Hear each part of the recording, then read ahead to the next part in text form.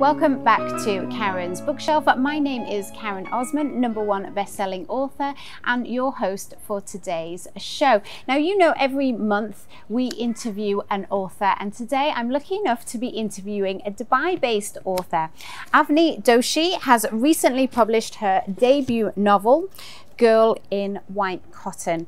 I'm about halfway into it and it's absolutely superb. So Avni, welcome to Karen's Bookshelf. Thanks for taking the time to come and join me and talk about your book. Thank you for having me. No worries. So the Girl in White Cotton, we were talking earlier, you said it took you 7 years to write. Can you tell us a little bit about the story? The story is about a mother and daughter who have a very difficult relationship. And we begin the book by meeting the main character, Antara, and she has just found out that her mother has Alzheimer's disease. And now she kind of has to decide how to take their relationship forward, how to look after her mother, and how to grapple with this difficult past that they both share. Yeah. So there's some themes in there that are resonant with so many people, aren't they? I mean, and what was the inspiration for this book? Where did you get the idea? My mother grew up in a town called Pune, which is where the book is set. And so that city was really important for me as a child, and it was sort of central in my imagination. So I was keen to write about it. But also, a lot of the women in my mother's family belonged to an ashram called the Osho Ashram.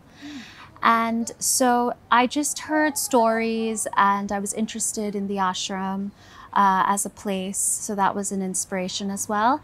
And then quite recently, my grandmother was very sadly diagnosed with Alzheimer's disease. So I started researching the disease in depth, kind of going down, you know, different holes to the cutting edge research that's being done.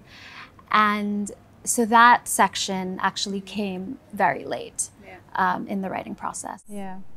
So let's talk a little bit about your writing style, because it's so distinct. You know, it's not something that I've found anywhere else. And I think it's been described as sort of gleaming sentences, very sparse sentences. How did you develop that style? And is that, you know, what has been sort of your learning journey to get to that style? I would say that I didn't start writing like this. I think I had an idea in my mind of what writing should sound like, especially fiction writing. And I always aspired to that. And it was only much later that I realized that I could write in a way that felt much more natural to me, much more natural to the way I spoke. So you're a very creative person. You actually worked as a curator, you qualified in art history. How did the two sort of spheres of creativity, art and writing, sort of work together? Did they influence one another? Yes, I think that there was a lot of movement back and forth between the two for me. When I worked as a curator, for example, I thought a lot about fiction and it inspired a lot of the shows that I curated. One in particular was about the work of Gabriel Garcia Marquez, and it focused on memory and amnesia, which are two of the major themes in the novel as well. And I think for people who have read the novel, they know that art is central to the book. The narrator is an artist. And so she's constantly making and creating different works and, you know, partaking in gallery shows and exhibitions. So I think the art world was very important to me when I was thinking about this character and the book as well. Amazing. So interesting. And what are you working on at the moment? What can readers expect from you next? I'm trying my hand at short stories. I've always loved short stories, but I've always found I'm quite bad at them. I think there's also something nice about being able to finish something in a shorter span of time, you know, rather than going straight into the next novel.